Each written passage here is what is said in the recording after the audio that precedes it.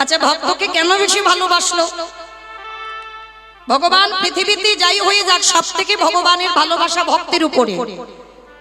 কিন্তু ভগবান ভক্তকে এত ভালোবাসে কেন? কারণটা কি জানো? যে সম্পত্তিটা আমার ভগবানের নেই, সেই সম্পত্তিটা আমার ভক্তের কাছে আছে। যে সম্পত্তিটার নাম হচ্ছে বাবা ভক্তি। ভগবানের মধ্যে ভক্তি নেই বাবা। ভগবান প্রেমী, ভগবানের মধ্যে প্রেম আছে, কিন্তু ভগবানের ভক্তি নেই। যার জন্য সর্বদা ভক্ত চরণ আশ্রয় করে। কেন? ভক্ত চরণ ধরলে আমার ভগবান যেন একটু ভক্তি সম্পদ পায়। হরি বল, হরি বল। তা রাধারানী বলছে যে তোমার মধ্যে ভক্তি নেই বধূ। 64 গুণ আছে, তার মধ্যে ভক্তি পড়ে না, ভক্তি নেই। গোবিন্দ আমার জেদ ধরে বসে আছে, বলেন না রাধে তুমি জানো না আমার ভক্তি আছে। বলে বধূ ভক্তি আছে।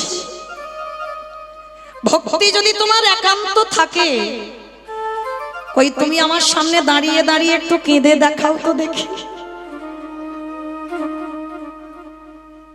যেই না রাধারানী বলছে তোমার যদি ভক্তি থাকে তুমি একটু দাঁড়িয়ে কেঁদে দেখাও।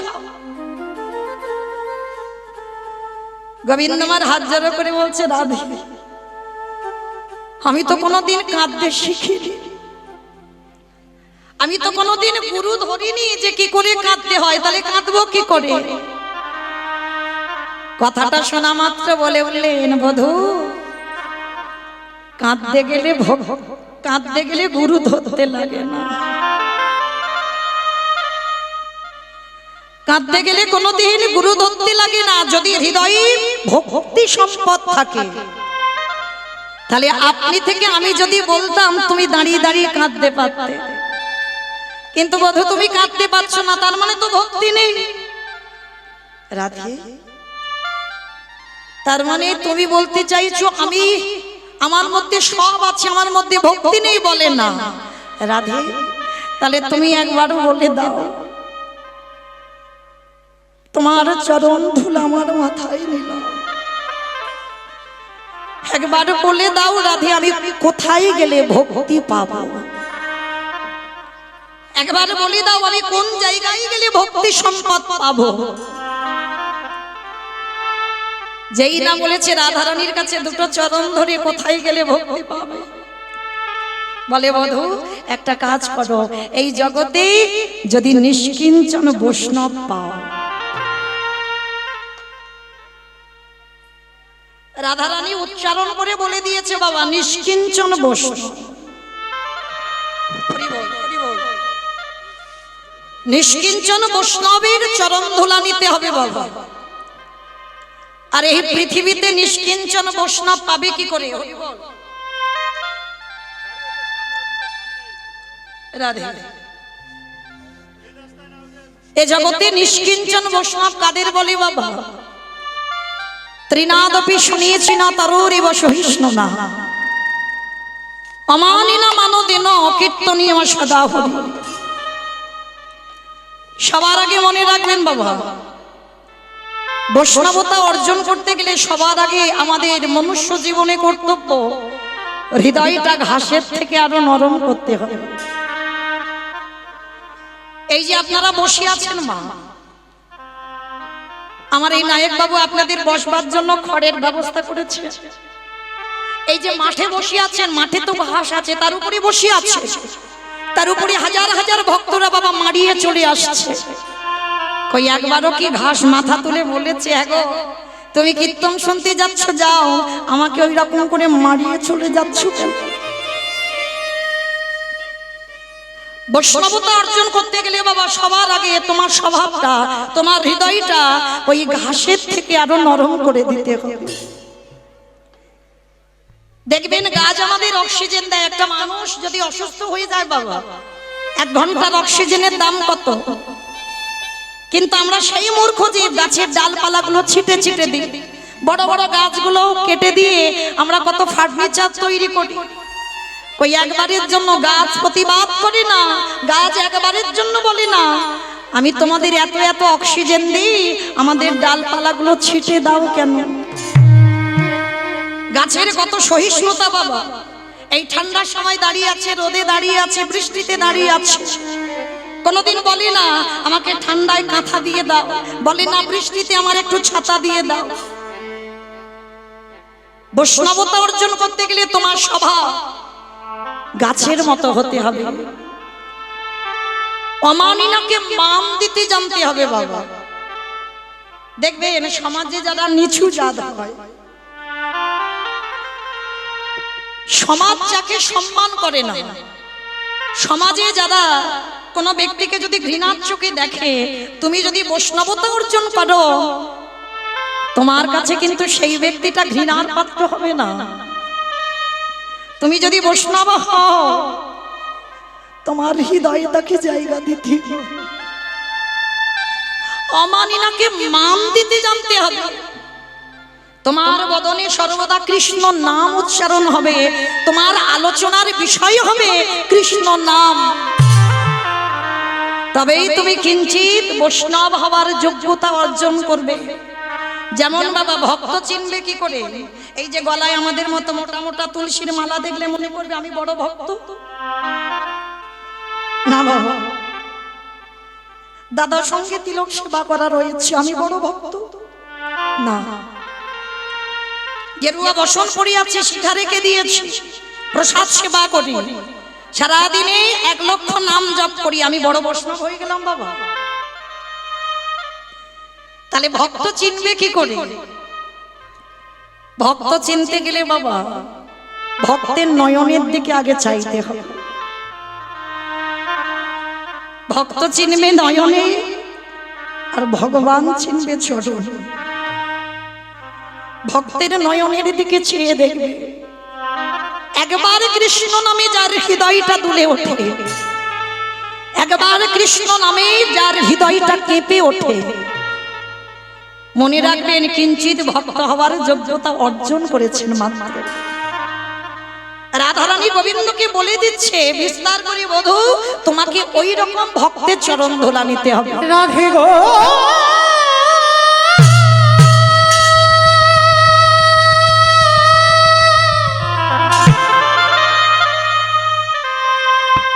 আমি কোথা গেলে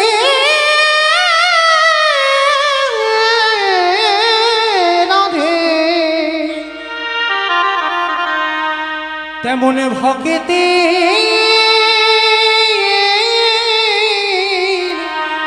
দেখা পাবো।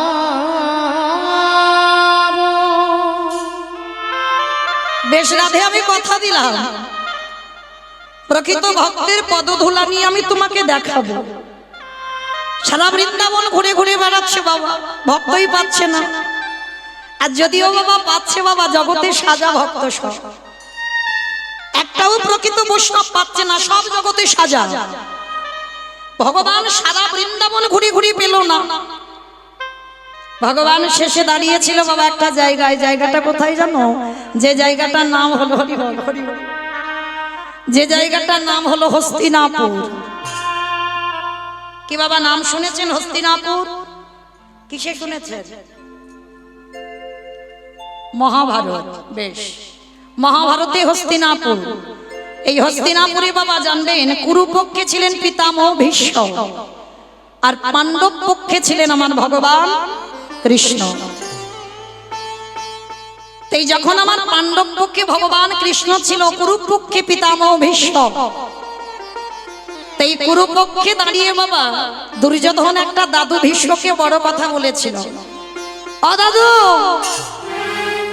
তুমি আমার বাড়িতে খাও, আমার বাড়িতে পড়ো, আমার বাড়ির অন্ন ধ্বংস করো। দাদু তুমি বলতে পারছো না যে পঞ্চ পাণ্ডব কি করলে ওদের মৃত্যু হবে? তোমার তো ইচ্ছা মৃত্যু, তুমি মনে করলে তুমি আজই মরতে পারো, তাহলে যার ইচ্ছা মৃত্যু হয়, তুমি আমার বাড়ির অন্ন ধ্বংস করছো, আর এইটুকু তুমি বলতে পারছো না কি করলে পঞ্চ পাণ্ডবদের মৃত্যু হবে? কথাটা শুনে বাবা দুর্যোধনের কথা শোনা মাত্র ভীষ্মের মাথাতে লেগে গেল। দুর্যোধন যাদের জন্য আমি সংসার করলাম না, যাদের জন্য আজীবন আমি ব্রহ্মচর্য পালন করলাম, কিন্তু সংসার না করেও যাদেরকে আমি কোলে পিঠে মানুষ করলাম, সেই দুর্যোধন কিনা আমায় বলছে যে আমি তার বাড়ির অন্ন ধ্বংস করি। বেশ, শোনো দুর্যোধন, আজ রাত্রিবেলা আমি ধ্যানস্থ হব, আর রাত্রিবেলা ধ্যানস্থ হলে তোমার স্ত্রী ভানুমতিকে আমার কাছে একটু পাঠিয়ে দিও। কেন? রাত 12টার সময় আমি যে ধ্যানে বসবো, ওই সময় আমার কাছে যদি তোমার স্ত্রী ভানুমতি আসে, পঞ্চ পাণ্ডবদের মৃত্যু বাণ আমি তোমার স্ত্রীর হাতে তুলে দেব। বাবা ঠাকুর কথাটা শুনলে কার না আনন্দ হবে? দুর্যোধন আনন্দে গদগদ হয়ে ছুটতে ছুটতে গেছে ভানুমতির কাছে। ভানু, ও ভানু, এইদিকে এসো। জানো ভানু, আজ রাত 12টার সময় দাদু একটু ধ্যানস্থ হবে, দাদু তোমাকে রাত 12টার সময় যেতে বলেছে। যেই না কথাটা বলা, ভানুমতি চমকে উঠেছে। হ্যাঁ গো, তোমার মাথা ঠিক আছে তো? রাত 12টার সময় তোমার দাদু যেতে বলছে, তুমি আমাকে পাঠিয়ে দিচ্ছ? তোমার কি এতটুকু বিবেক বুদ্ধি হবে না? তোমার দাদু সংসার করেনি, আর যে দাদু সংসার করেনি আমি যৌবন বয়সে নাদবো, আর আমাকে রাত 12টায় যেতে বলছে, তুমি আমাকে পাঠিয়ে দিচ্ছ? শোনো, আমি তো যাবই না। তোমার যদি যাবার দরকার হয় তো তুমি তোমার দাদুর ঘরে যাও। আচ্ছা মাইরা, এই জায়গাটা একটু উত্তর দেবেন আপনারা। ভানুমতি যাবে না দাদুর ঘরে, এটা দুর্যোধন জানে, আর দুর্যোধনের স্ত্রী ভানুমতি জানে।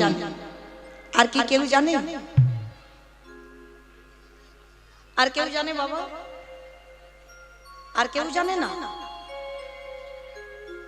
হ্যাঁ, একটু জোরে বলো, আমি কানে আবার কম শুনতে পাই। একটু জোরে বলো। কৃষ্ণ বিশ্ব ব্রহ্মাণ্ডের মালিক, বিশ্বের স্রষ্টা মালিক যে ভগবান, তার কাছে অজানা কিছু থাকে না। যখনই ভানুমতি যাবে না, ভক্ত বাৎসল্য ভগবান মনে মনে চিন্তা করলো, এই তো সুযোগ, এই সুযোগে আমাকে একটা কাজ গুছিয়ে নিতে হবে। 12টায় যাবার কথা বাবা, ঘড়ির কাঁটা রাত 11টা বেজে যাচ্ছে, অনেক রাত হয়ে যাচ্ছে, দাদু ধ্যানস্থ হবে। তাইবার ভগবান কৃষ্ণ রাতের অন্ধকারে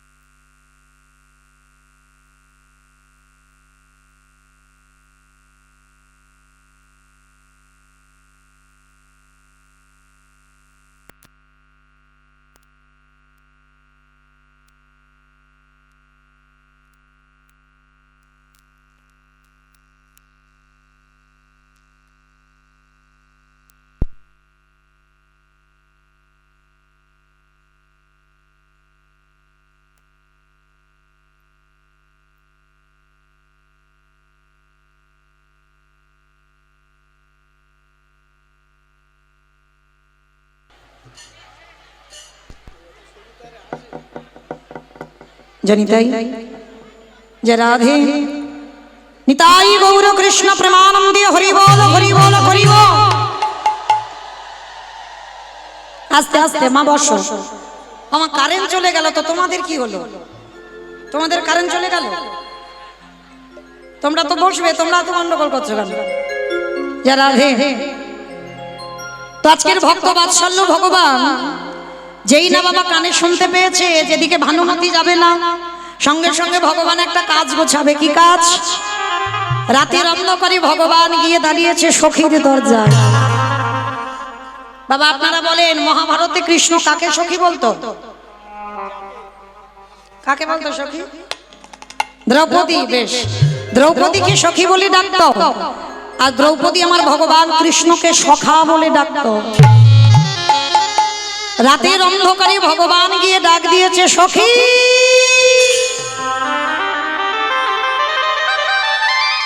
আর দেরি নয়, এক্ষুনি তুমি এই মুহূর্তে তুমি আমার সঙ্গে চলো, একটা জায়গায় যেতে হবে।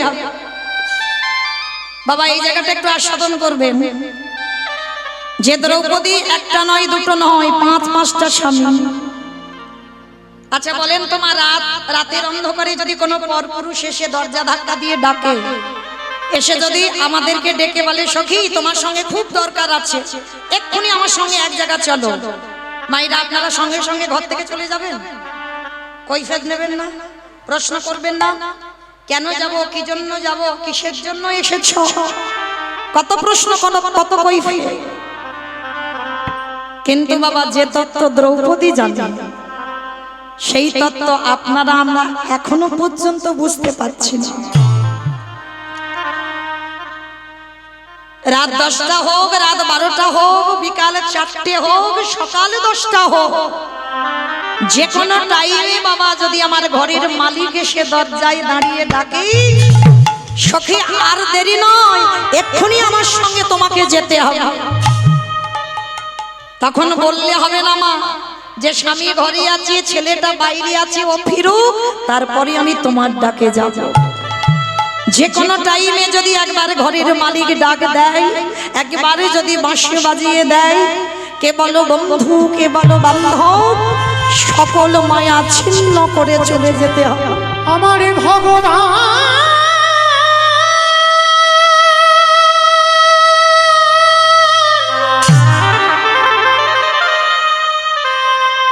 যেদিন নামে ধরে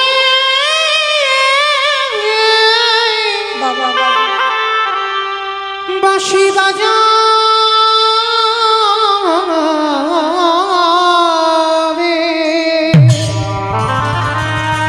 কি বলে বন্ধু, কি বলে বান্ধব,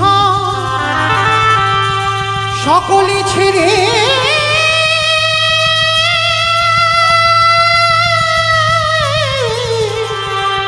আমাদের যেতে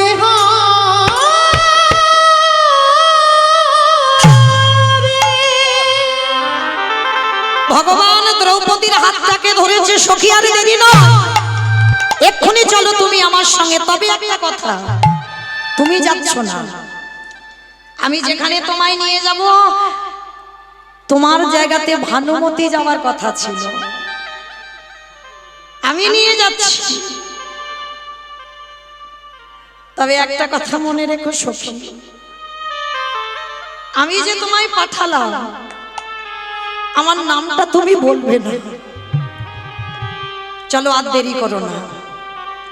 ভগবান হাতটা দিয়েছে আর হাতটা ধরে টানতে টানতে নিয়ে যাচ্ছে।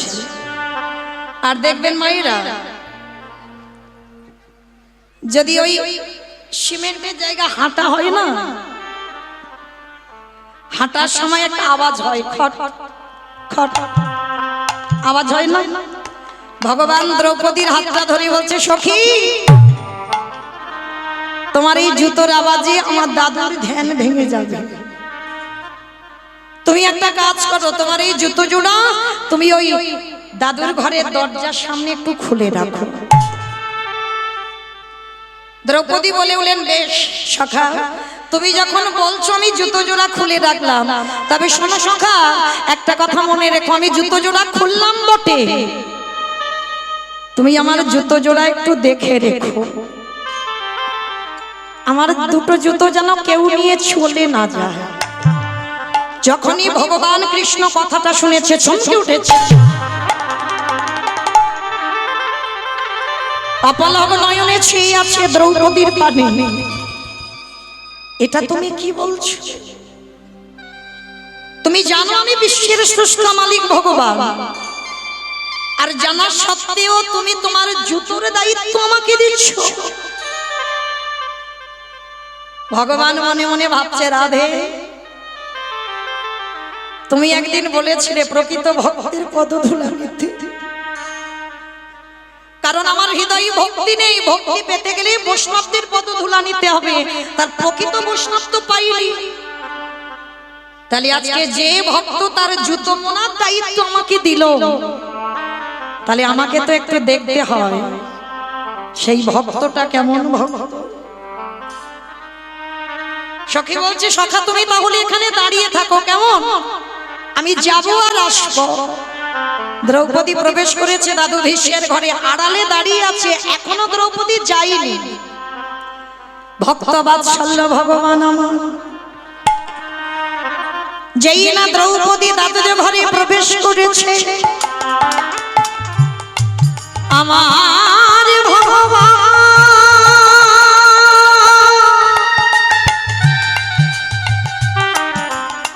ওই দ্রৌপদীর জুতো জোড়া বুকে ধরে, যেই না ভগবান কৃষ্ণ আমার জুতো দুটো ধরেছে, যে ভগবান কোনদিন কাঁদতে জানতো না, যে ভগবানের হৃদয়ে ভক্তি ছিল না, সেই ভগবান জুতোটা যেই না ধরলো, আপনি থেকে নয়নে বাড়ি বিগলিত হলো, জুতোর তলায় যে ধুলো ছিল হৃদয়টা কাদা হয়ে, ওই কাদা গড়াতে গড়াতে এলো নাভি কমলে, নাভি কমলে থেকে এলো জানো দেশে, জানো দেশে থেকে আজ ধরণীটা, ধরণীটা কেমন ভেবে ভেসে যায়।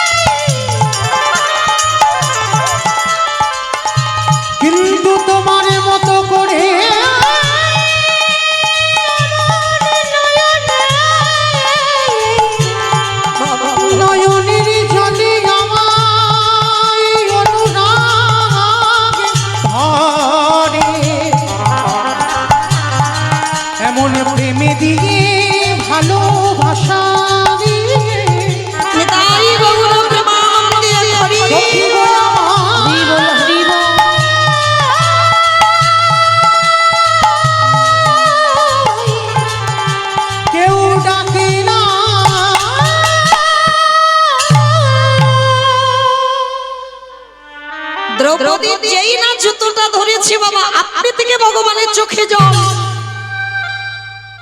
আর গুরু ধরতে হলো না বাবা, কি করে কাঁদতে হয়। চমকে উঠলো ভগবান। তার মানে জগৎ সংসারে ভগবান নিজে পরীক্ষা করে প্রমাণ নিয়ে নিল, প্রকৃত ভক্তের পদধূলা যদি কেউ নিতে পারে, সে যত বড় নাস্তিক হোক না কেন বাবা, প্রকৃত ভক্তের চরণ স্পর্শ যদি পায়, তার হৃদয়ে ভক্তি আসবেই আসবে। আড়াল থেকে দ্রৌপদী দেখা মাত্র কৃষ্ণকে দেখছে, জুতো দুটো বুকে ধরে কাঁদছে। দ্রৌপদী পিছন থেকে এসে বলছে, সখা এইটা তুমি কি করলে? তুমি শেষ পর্যন্ত আমার জুতো চুরি করেছো। ভগবান নাকি ভক্তের জুতো জোড়া চুরি করেছে বাবা। ভগবান দ্রৌপদীর নয়নের পানে চেয়ে আছে। সখী, এটা তুমি কি বলছো? আমি তোমার জুতো চুরি করেছি। করেছো তো, করেছো। তুমি তো আমায় জিজ্ঞেস করে নাওনি। তুমি যদি আমার কাছে বলতে সখী তোমার একটু জুতোটা দাও, আমি একটু ধরে কাঁদবো, আমি দিয়ে দিতাম। তুমি তো আমাকে বলে নাওনি। ভগবান অবাক। সখী, আমি যদি তোমাকে বলতাম তোমার জুতোটা একটু দাও, তুমি দিয়ে দিতে। কেন দেব না সখা?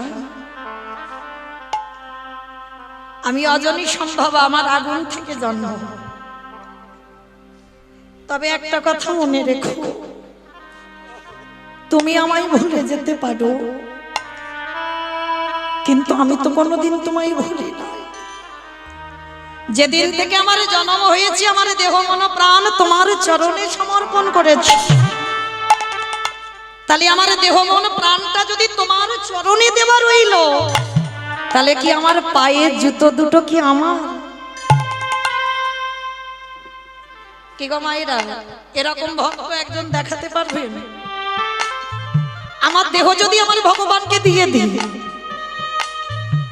তাহলে আমার পায়ের জুতো দুটো ভগবান নিতে পারে না? সেটাও তো ভগবানই। দ্রৌপদী বলছে, সখা এটা তো তোমার জুতো, আমি যদি তুমি হয়ে যাও তাহলে এর পায়ের জুতো দুটো তোমার, তাহলে তোমার জুতো তুমি ধরে কাঁদবে, এতে আমার আপত্তি করার কি আছে? দ্রৌপদী কি করেছে? দুটো জুতো নিয়ে একেবারে কৃষ্ণের মাথার উপরে তুলে দিল। ভগবান দাঁড়িয়ে দাঁড়িয়ে ওই জুতো তলার কাদা জল একাকার হয়ে ভগবানের বদন দিয়ে পড়ছে। কারণ ভগবান শুধু এ জন্মে নয়, প্রতিটা জন্মে জন্মে ভক্ত চরণের দাস। কারণ এই দ্রৌপদীকে এতটাই ভালোবাসে বাবা, দ্রৌপদীর অপমান কোনোদিন ভগবান সইতে পারে না, কোনোদিন সইতে পারে না বাবা। কারণ নারী জাতির যদি একবার সম্মান চলে যায়, তাকে সমাজে বাবা নারী বলে না। এই কথাটা মনে রাখবেন মা, আপনাদের বলে যায়, যে নারীর সম্মান চলে যায় সে নারীকে কোনোদিন আর নারী বলে গণ্য করা হয় না। কিন্তু বাবা দুর্ভাগ্য আমাদের, এমন এমন পোশাক আশাক ব্যবহার করা হয় না যাদের দিকে তাকাতে লজ্জাবোধ হয় বাবা। একটা কথা মনে রাখবেন, দোষটা তাদের নয়, দোষটা তার বাবা মা, দোষটা তার বাবা মার হয়। এমন পোশাক পরে বার হবে বাবা যার দিকে বাবা তাকানো যায় না। যখন সন্তান তোমার ঘর থেকে বাইর হলো, তুমি যদি মা থাকো, তুমি যদি বাবা থাকো, তাহলে তোমাদের তো শাসন করাটা কর্তব্য। আপনারা জানবেন এই জগতে আমরা নারী জাতিরা এখন তো বাবা শাঁখা সিঁদুর পরা তুলে দিচ্ছি, তুলে দিচ্ছি না? বাজার থেকে এখন একটা লিকুইড পাওয়া যায় না, কুমকুম পাওয়া যায়, একটুখানি শীতেতে ঠেকিয়ে দেয় না পরার মতো। হ্যাঁ গো, বাজারে কি সিঁদুরের এত দাম বেড়ে গেল? আপনারাই বিচার করে বলেন মা, ওটা কি সিঁদুর? সিঁদুর হতে পারে? কখনো হতে পারে না। তাহলে আমরা বলছি ওটা সিঁদুর নয়, তাহলে কিসের জন্য ওইগুলো ব্যবহার করছো? এখন বাবা শাঁখাও পলা পড়া উঠে গেছে, যদি শাঁখা পড়ে তো পলা পড়বে না, পলা পড়বে তো শাঁখা পড়বে না। আর যদি তুমি মডার্ন হও, এইগুলো বাবা তোমাদের কালচার। তবে মা তোমাদের এই কোচবিহার এলাকায় বলছি না, আমি আমার এলাকার কথা বলছি। কেমন এখন শাঁখা সিঁদুর পড়ছে না, কিন্তু মনে রেখো মা, এই যে কয়েকটা সম্পদ আমাদের জন্য নয়, শুধুমাত্র স্বামীর মঙ্গলার্থে ব্যবহার করা। শীতের সিঁদুর, হাতের শাঁখা, পলা আর লোহা, এই কটা সম্পদ তোমার সৌন্দর্যের জন্য নয়, তোমার স্বামীর মঙ্গলের জন্য। যদি বলো এটা আমার কথা নয়, যে মৌমিতা বলছে না, আমি বলছি না। একদিন হনুমান সীতামাকে বলেছিল, ওমা মা গো, এই নারী জাতিরা সব মাথাতে লাল মতো কি পড়ে গো? বলে বাবা এর নাম হচ্ছে সিঁদুর। তা হনুমান তো মানুষ কুলে জন্ম নয়, কপি কুলে জন্ম। বলছে ও মামা, তা সিঁদুর মেয়েরা কেন পড়ে? বলে বাবা তার স্বামীর মঙ্গলের জন্য পড়ে। তা হনুমান হেসে বলছে, ও মা, তার নারীরা লাল মতো ওটা সিঁদুর মাথায় পড়ে স্বামীর মঙ্গলের জন্য, তা ও মামা তুমি কেন পড়ো? বলে বাবা আমি করি তোর রামচন্দ্রের মঙ্গলের জন্য। হনুমান শুনে নিয়েছে, শুনে নিয়ে বাবা তাহলে আপনারা কি বুঝলেন? আমি তো বলছি না, সীতা মা বলেছে যে প্রত্যেকটা নারী তার স্বামীর মঙ্গলের জন্য সিঁদুর পরে। কিন্তু আমি রাম মানছি, এগুলো মানছি না। কিন্তু সীতা মা রামায়ণ বলে যাচ্ছে হনুমানকে। তা হনুমান যখন শুনেছে যে রামচন্দ্রের মঙ্গলের জন্য সীতা মা সিঁদুর পরে, হনুমান কি করেছে বাবা? ভোর ভোর উঠে পড়েছে।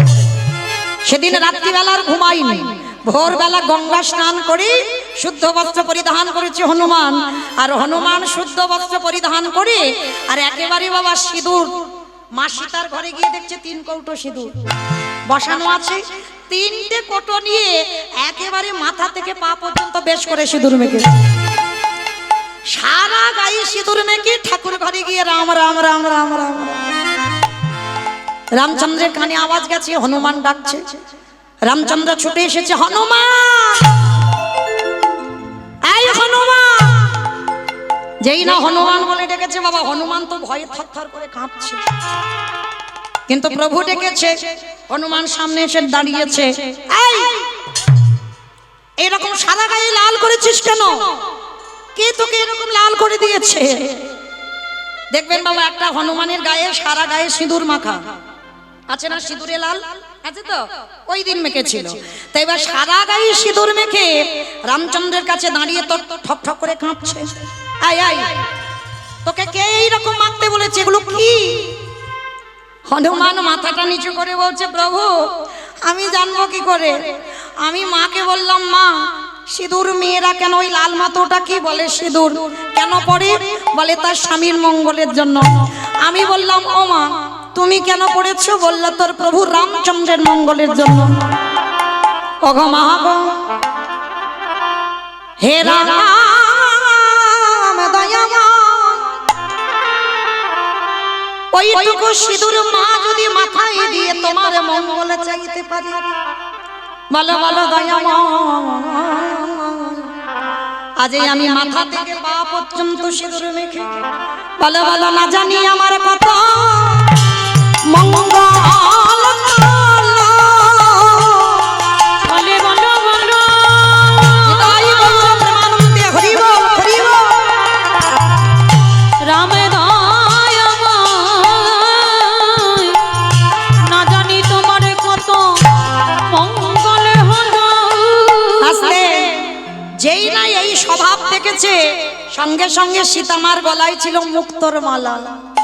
মুক্তোর মালাটা খুলে একেবারে হনুমানের গলায় পরিয়ে দিয়েছে।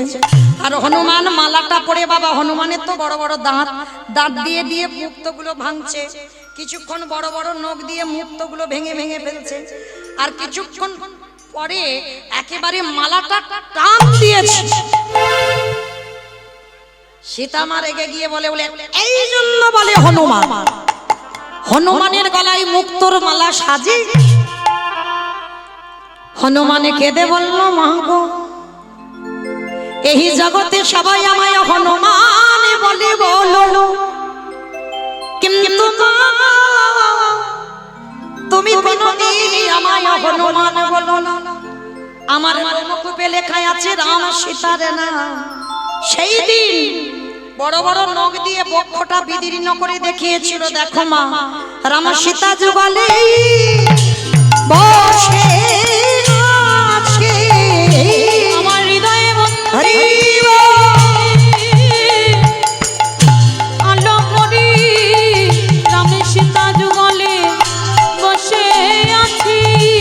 আস্তে তাহলে মায়েরা সীতামা জগৎকে শিখিয়ে দিল। তাই আমি প্রত্যেকটা মায়ের চরণ ধরে বলে যাব, যারা সংসার করেছেন, যারা সংসারী, ওই বাজার থেকে লিকুইড কিনে এনে কপালে দিও না। ওটা সিঁদুর নয়। সিঁদুরের দাম এত বেড়ে যায়নি যে সিঁদুর করতে পারবে না। আর শাঁখা পলা লোহা এই কটা সম্পদ যদি সত্যিকারের স্বামীর মঙ্গল চাও, তাহলে অন্তত এই কটা বস্তু অন্তত ব্যবহার করো। নিতাই গৌর প্রেমানন্দে হরি বল। এইবার দেখেন, যেই না দ্রৌপদী প্রবেশ করেছে নারী জাতি, আর ভীষ্ম ধ্যানস্থ ছিল তো, সঙ্গে সঙ্গে বাবা ভীষ্ম মাথায় হাত দিয়ে ভানুমতি জ্ঞানী মাথায় হাত দিয়ে বর দিল, তোমার শীতের সিঁদুর আর হাতের শাখা অক্ষয় থাকবে থাকবে থাকবে। নিতাই গৌর প্রেমানন্দে। হরি বল, হরি বল। আচ্ছা মায়েরা, এত ভালো যদি আশীর্বাদ কেউ পায়, কারোর আর নকল গলা থাকে? ভগবান কৃষ্ণ বলে দিয়েছিল যে তুমি তোমার গলা সুরটা বদলে ভানুমতি করবে। তা এতক্ষণ ভানুমতি ছিল, আর যেই না বরটা পেয়েছে তোমার শীতের সিঁদুর হাতের শাখা অক্ষয় থাকবে, সঙ্গে সঙ্গে দ্রৌপদীর গলাটা আনন্দে বেরিয়ে গেছে। পিতামহ ভীষ্ম ধ্যানস্থ ছিল, চমকে উঠেছে। একই দ্রৌপদী, তুমি এখানে? এখানে তো তোমার আসার কথা নয়, এখানে আসার কথা ছিল ভানুমতি। সত্যি করে বলো, তোমাকে কে পাঠালো?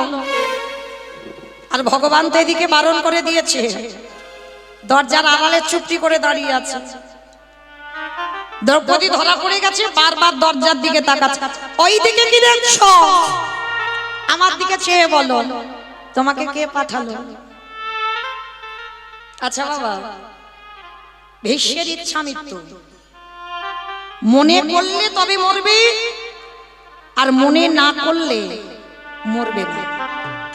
তাহলে সেই পিতামহ ভীষ্ম কি জানে না বাবা, যে আজকে দ্রৌপদী দরজার দিকে তাকাচ্ছে, মানে দরজায় কে দাঁড়িয়ে আছে? ভীষ্মের হৃদয়ে কে জানো বলে উঠলেন ভীষ্মদেব, যাকে পাবার জন্য যোগী গণে যোগী পায় না, মনি গণে মনি পায় না, ধ্যানী গণে ধ্যানে পায় না, সেই চরণ তোমার দরজায় দাঁড়ায়ে আছে। বিশ্বের মন বলছে, এক পা দুপা করে দরজায় গেছে, আড়ালে গিয়ে দেখে না কৃষ্ণ আমার দাঁড়ায়ে আছে। ভীষ্ম গিয়ে করজোর করে বলছে, কিরে আমার দরজা তো খোলাই ছিল, তুই দ্রৌপদীকে যেতে বললি, তুই কই গেলি না? তুই গেলি না কেন? দরজা তো খোলা ছিল। যেই না বলেছে দরজা খোলাই ছিল, কৃষ্ণ মনে মনে বলে, তুমি জানো না এই জগতে প্রতিটা ভক্তির দরজায় দাঁড়ায়ে আছে যে জন ডাকার মতো ডাকাতে পারে, যে জন ভালোবাসার মতো, যে জন ভালোবাসার মতো বাঁচতে পারে। আমার ভগবান কি করে জানো? এই পৃথিবীর যে প্রান্তে থাকুক না কেন, ও যে ভক্তির দাঁড়ি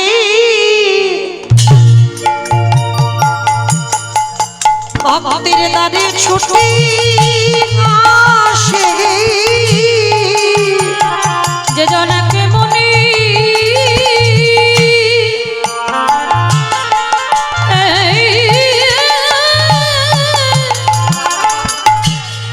তারে ডাকতে পারে,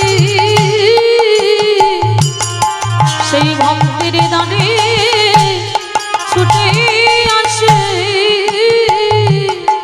ভীষ্মকে দে বললেন, কৃষ্ণ রে আজ আমার কাছে তোরে আসতে হবে না, যেদিন আমার নিদানের সময় হবে, যেদিন আমি মনে করব আমার যাবার সময় হলো,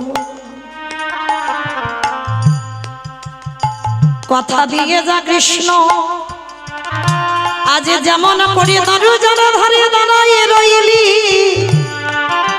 যেদিন আমার প্রাণ পক্ষী উড়ে চলে যাবে, ওরে এমনি করে গে দাঁড়ায়ে থাকবি, যেদিন নিদানের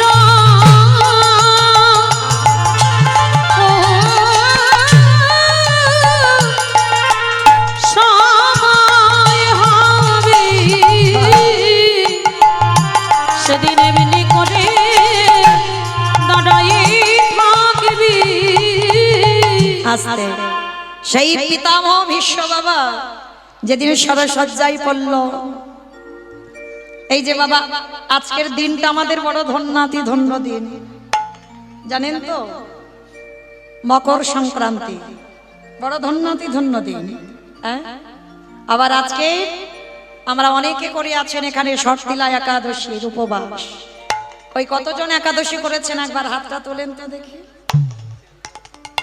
বাহ, অনেক ভক্ত, অনেক ভক্তরা গঙ্গা সাগরে স্নানে যাচ্ছে, জয়দেবের মেলা বীরভূম স্নানে যাচ্ছে মকর সংক্রান্তি।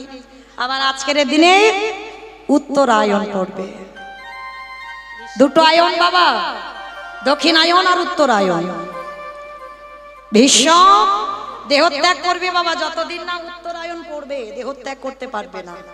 আজকে সেই দিন শুরু, উত্তরায়ণ পড়বে আজকে সেই দিন শুরু। তাহলে আজকের আমরা বড় ধন্যাতি ধন্য দিন, আজকের আমরা সবাই একত্রিত হয়ে বসে আছি। আজকের দিনে সেই যে ভগীরথ মর্তের মাটিতে গঙ্গাকে আহ্বান করেছিল, আজকের অনেক ভক্তরা গঙ্গা মায়ের পূজা করবে। তাহলে আজকের এই দিনে পিতামহ ভীষ্ম উত্তরায়ণ পড়বে, তারপরে এতদিন দেহত্যাগ করতে পারেনি, ইচ্ছা মৃত্যু তো উত্তরায়ণ পড়বে, তারপরে পিতামহ ভীষ্ম ত্যাগ করবে দেহ। কিন্তু দেহ ত্যাগ করবে আমার ভগবান ভীষ্মের কাছে এসে দাঁড়িয়েছে, বলো শেষের সময় তুমি আমার কোন রূপে দেখতে চাও? কথা দিলাম তুমি যে রূপে দেখতে চাইবে আমি সেই রূপে ধরা দেব, বলো তুমি কোন রূপে দেখবে? বৃন্দাবনের কৃষ্ণ না মথুরার কৃষ্ণ না দ্বারকার কৃষ্ণ, বলো কোন কৃষ্ণ রূপে দেখবে? ভীষ্ম নয়ন জলে কেঁদে বললে কৃষ্ণ রে, আমি বৃন্দাবনের কৃষ্ণ রূপে দেখতে চাই না, দ্বারকার কৃষ্ণ রূপে আমি দেখতে চাই না, আমি মথুরার কৃষ্ণ রূপে দেখতে চাই না। ওরে বাবা, এ জগতে প্রতিটা ভক্ত আমার তো বৃন্দাবনের কৃষ্ণ রূপে চেনে কি বাবা? গোপবেশ্বর বেণুকর শ্যাম নব কৈশোর নটবর, ওই রূপে সবাই দেখতে চায় আমার ভুবন মঙ্গল ভোলানো রূপ। আর তুমি বলছো ওই রূপ দেখবে না, তাহলে কোন রূপ দেখবে? ভীষ্ম কোন রূপ দেখতে চেয়েছিল জানো? কৃষ্ণের কাছে। ওরে কৃষ্ণ রে, ওই যে কুরুক্ষেত্রের রণাঙ্গনে ওই যে অর্জুনের সারথি হয়ে দাঁড়িয়েছিলি, আমি ওই যুদ্ধক্ষেত্রে 10 দিনে তোকে সামনে থেকে দর্শন করলাম। আমারে দেখে কি মনে হলো জানিস? তুই যখন ঘোড়ার লাগানো ধরে দাঁড়াই আছিস। কি বাবা, ভগবান ঘোড়ার লাগাম ধরে দাঁড়িয়ে আছে, আর পিছনে যে ভক্ত তার মাথায় ছাতা আছে, কিন্তু আমার ভগবানের মাথায় কোনো ছাতা নেই। ভগবান বোঝাতে চাইলো আমি কষ্ট পাবো, আমি দুঃখ পাবো, আমি ব্যথা পাবো, কিন্তু আমার ভক্ত যেন ভালো। ভগবান বলেছিল না কুরুক্ষেত্রের মাটি আমি অস্ত্র ধরবো না, প্রতিজ্ঞা করেছিল তো। আর পিতামহ ভীষ্ম বলেছিল আমি ধরিয়ে তবে ছাড়বো। তো যখন অর্জুনকে এমন বান ছুড়লো না, ভগবান জানে ওই বানটা লাগলেই অর্জুন হরিবল হয়ে যাবে, ভগবান জানতো। আর জেনে ভগবান তো প্রতিজ্ঞা করেছিল আমি অস্ত্র ধরবো না, তার জন্য কি করেছিল ভগবান রথ থেকে নেমে ওই চাকা মানে রথের চাকা টেনে খুলে নিয়েছে। দেখবেন একটা ছবিতে আছে না, ভগবান রথের চাকাটা ধরে এমনি করে দাঁড়িয়ে আছে, যেই না চাকাটা ধরেছে ভীষ্ম খিলখিল করে হাসছে। কি ব্যাপার? তুমি তো প্রতিজ্ঞা করেছিলে যুদ্ধে অস্ত্র ধরবে না, ধরলে যে বড়। ভগবান করজোর করে বললেন ভীষ্মদেব, আমি যদি মনে করতাম অস্ত্র ধরবো না তো ধরবো না, তাহলে ধরলি কেন? কেন ধরলাম জানো? এই জগৎকে আমি দেখিয়ে দিলাম আমি ভগবান হয়ে মিথ্যাবাদী হতে পারি, আমি ভগবান হয়ে আমার কথার খিলাফ হতে পারে, কিন্তু আমার ভক্ত যেন এই জীবনে যে প্রকৃত আমার চরণের দাস হবে, সে যেন কোনোদিন মিথ্যাবাদী না হইব। আমি যে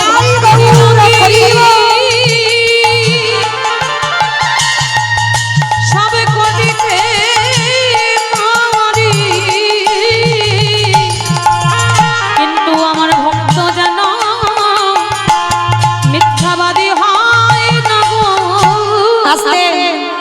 যেই না বলেছে আমার ভক্ত যেন মিথ্যাবাদী না হয়। ভীষ্ম, আমি যদি অস্ত্র না ধরতাম তাহলে কি হতো? তুমি মিথ্যাবাদী হয়ে যেতে। তুমি তো প্রতিজ্ঞা করেছো কৃষ্ণ আমি তোমাকে অস্ত্র ধরাবো, তাহলে আমি যদি না ধরতাম তুমি মিথ্যাবাদী হয়ে যেতে। তাই জগৎকে আমি দেখালাম আমি মিথ্যাবাদী, কিন্তু আমার ভক্ত মিথ্যাবাদী নয়।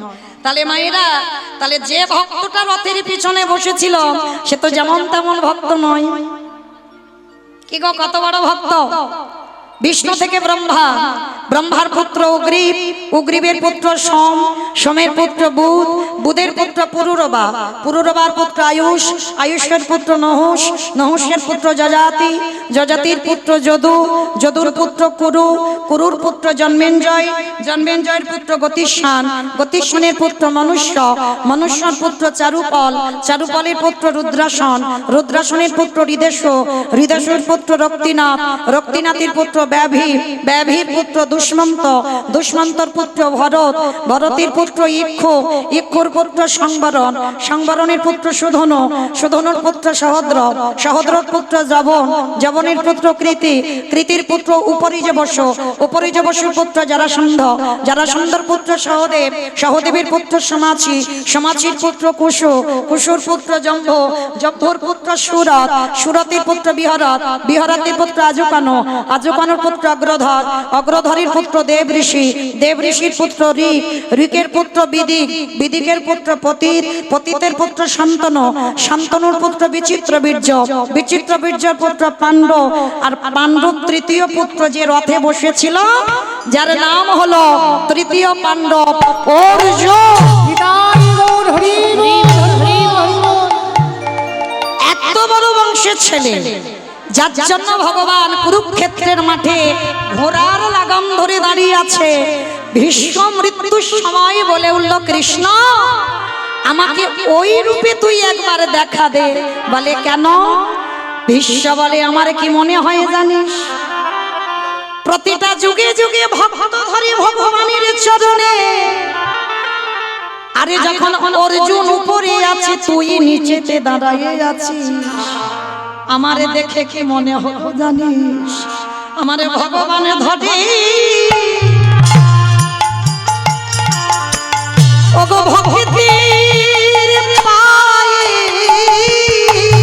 আমি ওই রূপে নিতাই গৌর প্রেমানন্দে করিব।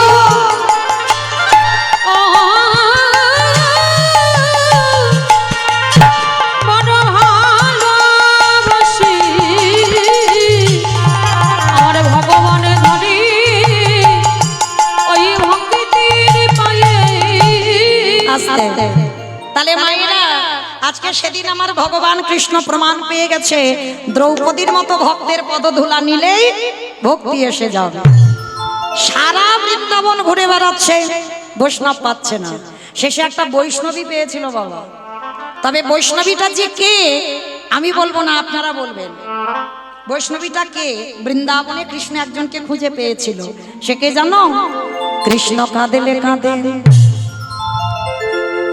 কৃষ্ণ হাসলে সেও হাসে, যারে কৃষ্ণময় জগৎ তিনি হলেন কৃষ্ণ কান্তা শিরোমণি, রমণী রতনমণি, ভুজঙ্গহারা ভুজঙ্গিনী, কৃষ্ণ প্রেমে সায়রের মরালিনী, গাম্ভীর্য শালিনী।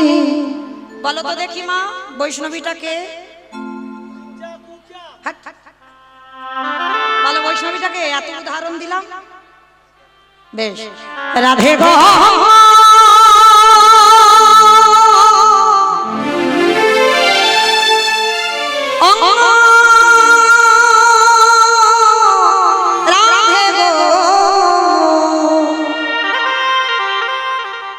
রাধে গো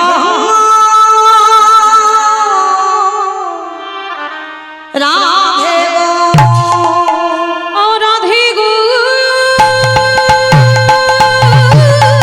নিতাই গৌর প্রেমানন্দে হরি বল, হরি বল।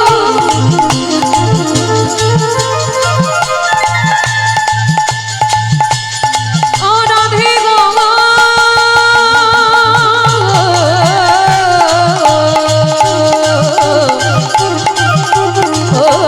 রাধে গো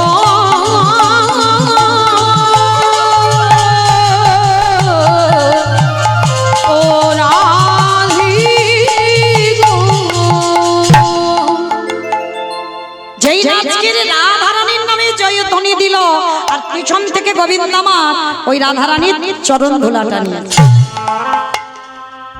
আর যেই না চরণের ধুলাটা নিল বাবা, সঙ্গে সঙ্গে রূপ পরিবর্তন। কিরকম পরিবর্তন?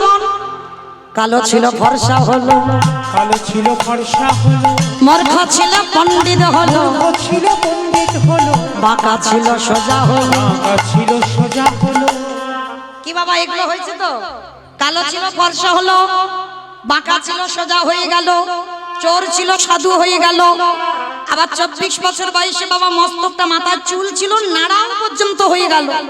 তাহলে কত পরিবর্তন হলো একটা নারীর পদধূলা নিয়ে। আর যেই না নারীর পদধূলাটা নিয়েছে বাবা, সঙ্গে সঙ্গে ভগবানের রূপ পরিবর্তন হচ্ছে। ভগবান মনে মনে ভাবলেন, আজকে যখন একটা নারীর চরণ ধুলা নিয়ে আমার এত পরিবর্তন, এইবার যদি হাজার হাজার বৈষ্ণবের পদধূলা পাই, তাহলে না জানি আমার কি না পরিবর্তন হবে। শ্রী রাধা প্রণয় মহিমা কৃদিশ্ব বনৈব শব্দ জনার ভূত মধুরিমা কৃদিশ্ব বামদীয় সক্ষাঞ্চস্য মদন ভাবত তদ ভবাঢ্য সমজনী সচিবর ভোষন্দু হরিবৃন্দ গোবিন্দের গো শ্রীমতী রাধা রানীর রানিয়ে রাধা কৃষ্ণ একাত্মা দুই দেহ ধরি অনন্য বিলাসের রস আস্বাদন করি। এই দুই ভাবে চৈতন্য গোসাই ভাব রসটা দিতে দোহে কোঠায়, তাই গৌর কয়ে নদী গায় এলো। ওই রাধা কৃষ্ণে মিলিত তনু গৌর হয়ে নদী এলো। ও মাইরা, তাহলে সেই কৃষ্ণ নদিয়ায় গৌর হলো, এসেছে ব্রজের বাবা কালো শাখা দেখে গিয়া। ওই একটু উলুধ্বনি দেখি দাও।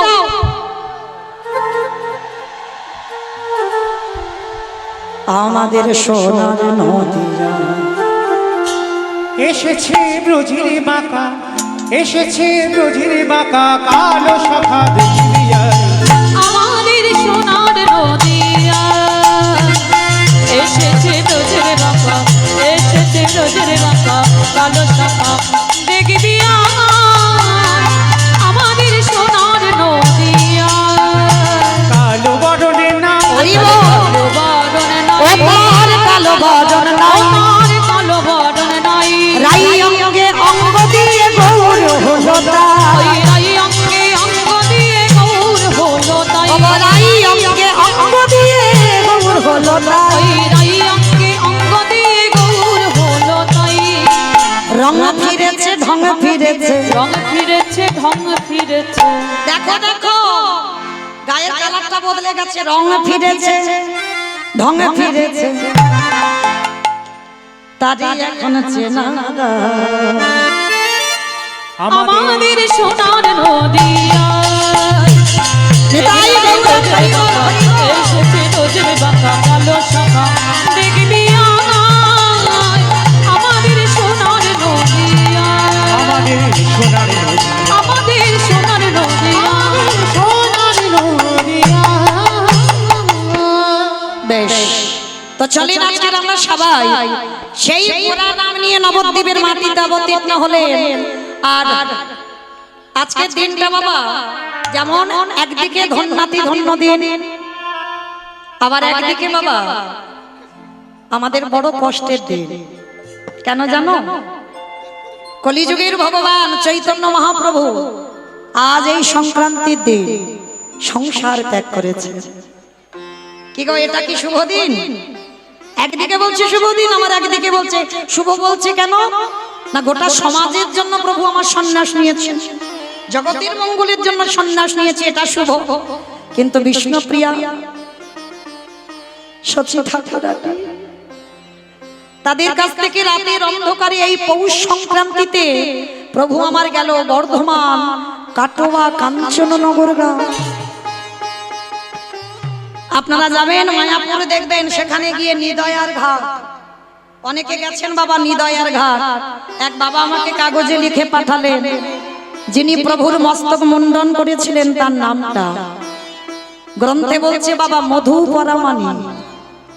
এই মধু পরামানিক শেষ সময় আর তারপর থেকে ওই পরামানিকের কাজ করেনি বাবা।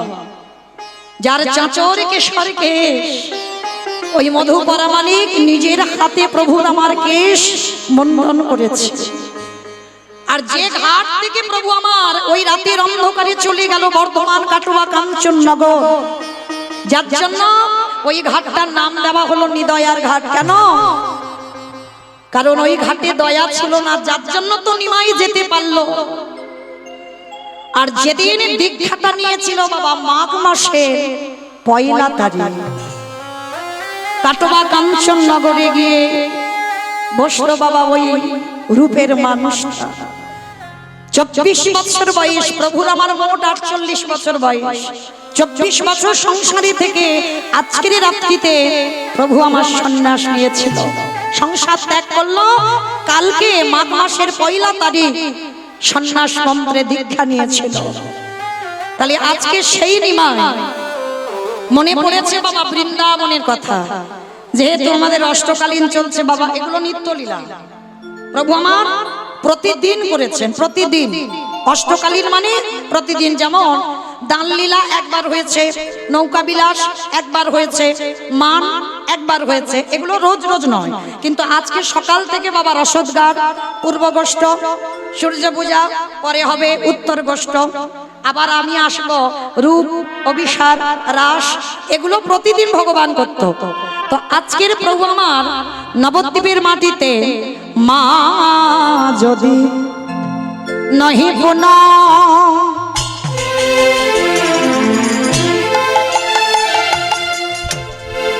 বসনেয়া বৃততন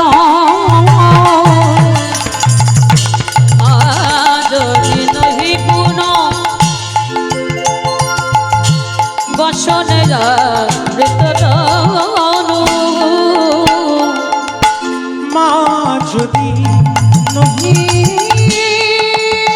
কোনো বসনে আবৃত তনু। আস্তে মাইরা, গৌচন্দ্রিকা শুনলে বোঝা যাবে যে আজকের আমাদের আস্বাদন কি হবে। যদিও বাবা আপনারা জানেন, কারণ এই দিকের মানুষ তো, কারণ অষ্টকালীন চলছে মানে এখন আমার আস্বাদনটা কি হবে। তো আজকের গৌচন্দ্র হচ্ছে না বাবা, গৌচন্দ্রিকা। কেন? প্রভু আমার রাধা ভাব, আজকের কিন্তু কৃষ্ণ ভাব নয়। কারণ নারী নারী ভাব, কামিনী কাম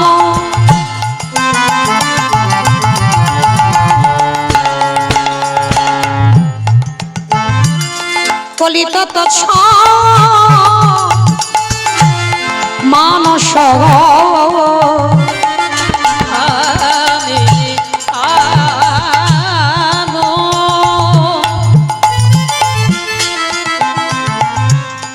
কলিত তছু মানস গতি গজজিনী মন্দ আমার গতি গজদিনী মন্দ। আছে বাবা, এগুলো তো আমার বানানো গান নয়, মহাজনী কথা বলি। কামিনী মানে নারী জাতি, প্রভু আমার নারী হয়েছে। কামিনী কাম, আজকের প্রভু আমার নারী ভেবে আজকে চলার ভঙ্গিমাটা কেমন? গতি অজু গজজিনী মন্দ। আমার গজ মানে কি গো? ঘোড়া ঘোড়া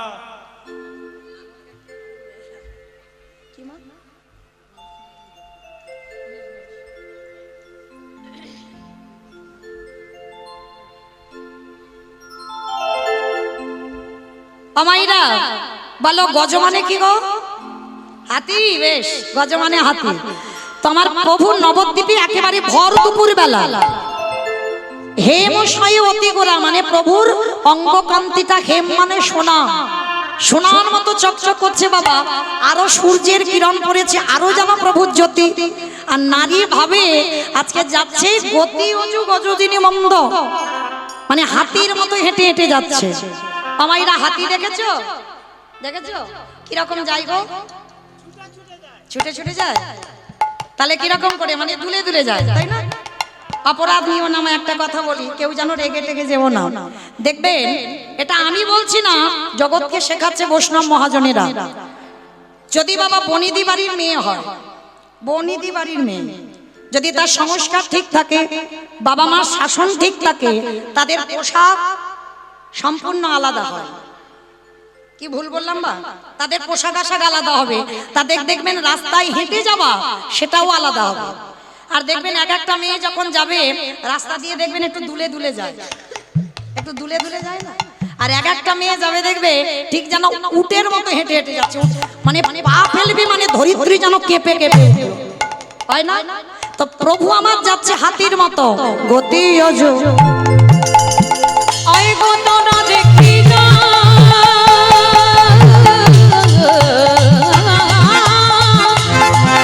নিতাই বাবুর প্রেমানন্দে হরি বল। একই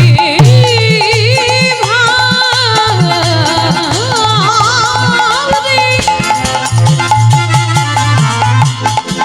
আমার গৌর